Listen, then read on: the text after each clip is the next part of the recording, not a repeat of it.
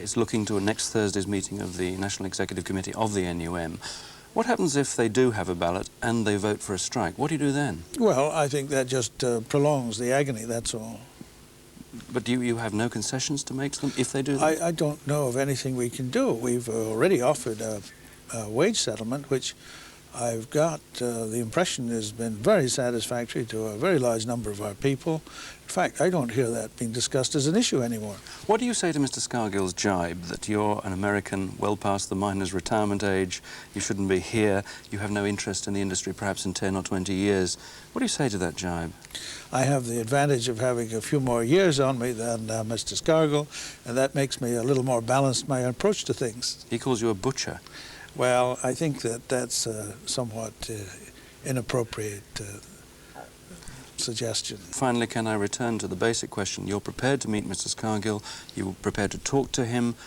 What offer can you make to him to end this strike? We've laid out a program for the conversion of this industry into a high-volume, low-cost business which will enable the miners in the business to earn very substantially improved earnings based on improved productivity, and at the same time make the jobs of other Britons much more secure, because one of the problems that we see is the increasing cost of energy in this country, and we depend heavily on coal for our energy to produce electricity. And under these circumstances, we've got a job to do to help the other people in the country to maintain their jobs. You heard the stories from Mr. Sears and his friends. They're very concerned about being threatened.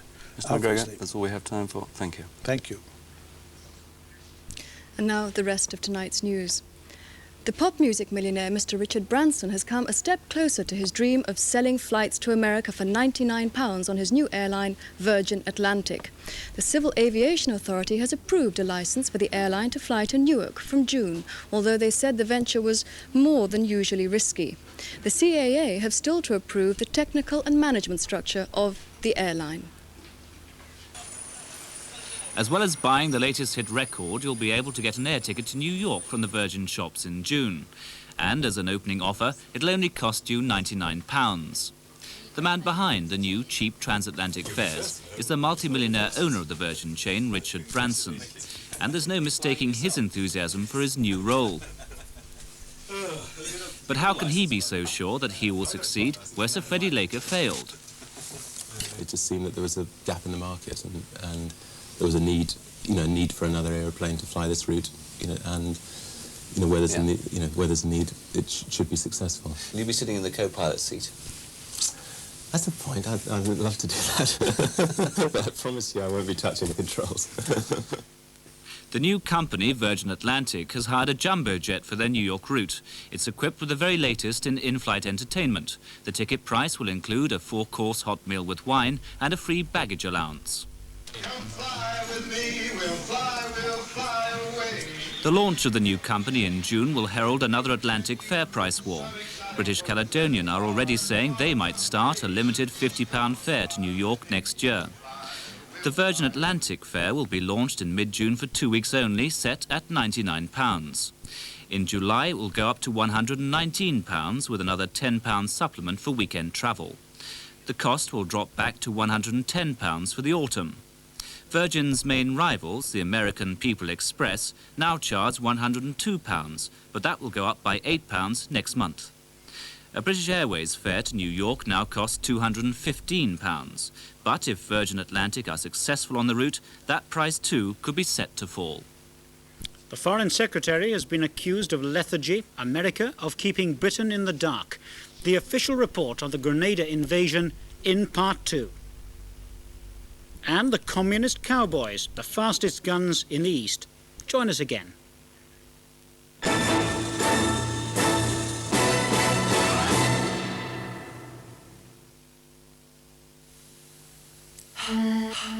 From Fiat comes a new front runner, the Fiat Regata. Power, elegance, economy. A front-wheel drive car that gives you the refinement, comfort, space, and equipment of a large saloon at a size that makes perfect sense. The luxury family saloon that's designed to perform. Economy, elegance, power. The Fiat expertise that created 1984's Car of the Year has now created a new frontrunner, the Fiat Regata.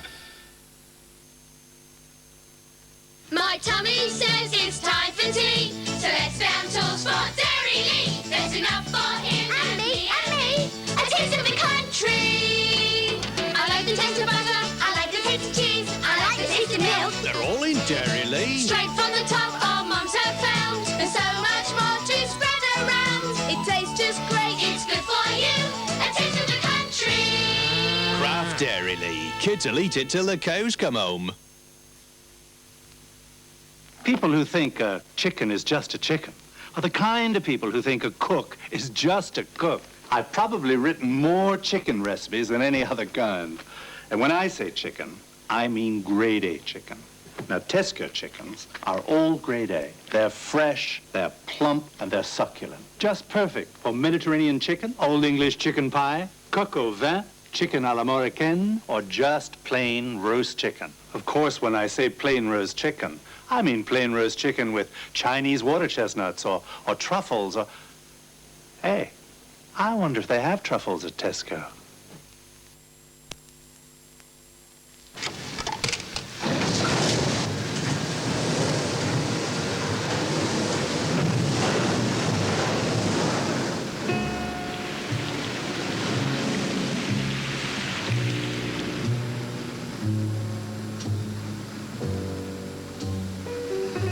Happiness is a cigar called Hamlet, the mild cigar.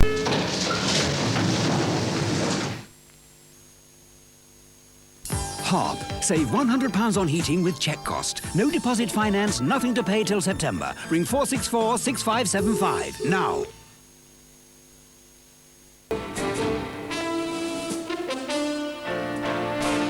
Commons report on the American invasion of Grenada has criticised Foreign Secretary Sir Geoffrey Howe for what it calls his somewhat lethargic approach to events leading up to the action. The Foreign Affairs Select Committee sets out in detail its version of the events before the invasion in October last year. It says the British government was first aware of a Caribbean country's plan to invade on Saturday, October the 22nd. On the same day, President Reagan approved US involvement. On the Sunday, says the report, there were misleading signals from the Caribbean countries about their intentions. And on the Monday, Sir Geoffrey told the Commons there were no American plans to intervene. But the next day, Tuesday, October the 25th, the invasion started. The MPs say that in the run-up to the invasion by the Americans with some Caribbean help, the United States deliberately kept Britain in the dark. Perhaps, they say, because the White House, which also kept the American State Department in the dark too, knew that Britain would disapprove anyway. And the committee also says that Sir Paul Scoon, the Governor-General of Grenada, never did make a formal request to Britain for help with the invasion, and that information on how and when he did so to the Americans remains shrouded in mystery. So the committee doesn't specifically blame the Foreign Secretary for telling the House of Commons on the very day before the invasion of Grenada that he knew of no American plans to do so. However, Sir Geoffrey and the Foreign Office are criticised for reacting passively to events rather than taking active steps to find out what was happening. Their reaction was based entirely on the advice received from Washington. Why was no special envoy sent to the Caribbean, the MPs ask. And commenting on Sir Geoffrey's hesitation to embark on telephone calls on an open line and to use normal diplomatic channels instead, the MPs report, this seems to us a somewhat lethargic approach. Speaking for the committee, Mr. Peter Thomas, once a Foreign Office Minister himself, seemed anxious to soften the blows, but also to raise further questions about how the Foreign Office handled what it did know about a possible invasion. The Foreign Office, I have no doubt, got information on the Saturday, which is the 22nd, and the intervention took place on the early hours of the Tuesday. And so there was the weekend when the Foreign Secretary was away in Athens, weekend when the minister responsible for the Caribbean was also away. And therefore, there is no doubt that there was no sense of urgency. If there had been a sense of urgency, then on the Monday, what the Foreign Secretary would have told the House of Commons would have been very different. Aren't there rather frightening implications about the Foreign Office not being able to handle something like that over a weekend? That is what concerned us, because we felt that it wasn't fully appreciated that this was a major matter. And I think that the assessment of the information that was being received from the Caribbean was a wrong assessment on the part of the Foreign Office. The Foreign Office won't comment publicly on the report until it's formally presented to Parliament. But privately, the Foreign Office rejects the criticisms made of it. Sources at the Foreign Office say that they were in regular touch, not only with the Americans, but with Caribbean governments. And what they were hearing was not talk of invasion, but of the fact that everyone was going to act with extreme caution. Michael Brunson, News at 10, at the Foreign Office. The British government tonight apologised for what it called apparent undercover police activity by the Royal Ulster Constabulary in the Irish Republic during 1982.